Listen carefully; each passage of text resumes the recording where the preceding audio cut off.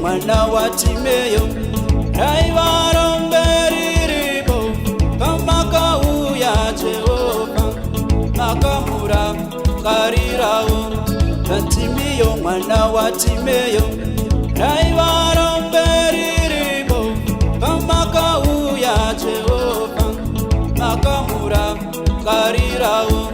Rigioni kumakuwa tema chiseko chenika kamakau ya Jehova makamura karirao. Rigioni kumakuwa tema chiseko chenika kamakau ya Jehova makamura karirao. Maitiro yenyu Baba, maitiro yenyu Baba, kurangarira vanochema. Anosimudza marombe. Maitiro yenyu Baba,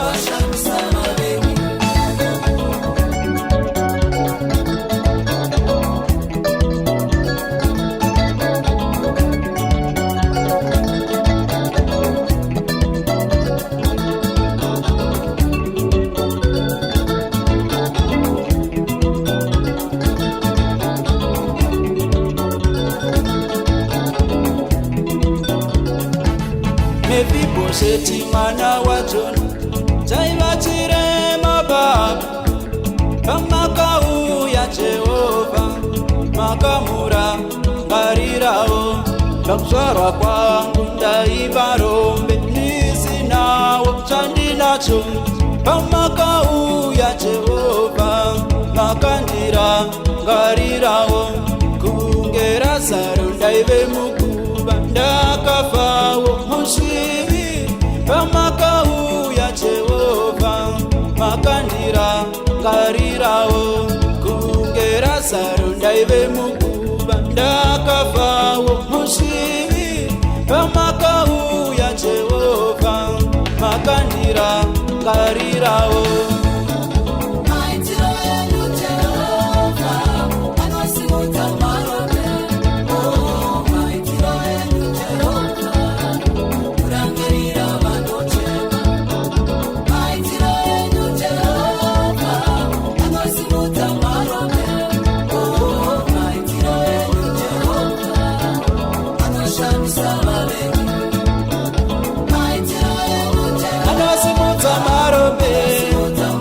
Anosimudza marombe, kurangarira vanochema.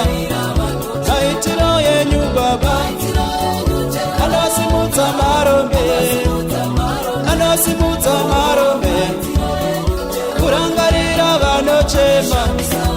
Maitiro yenyu Baba.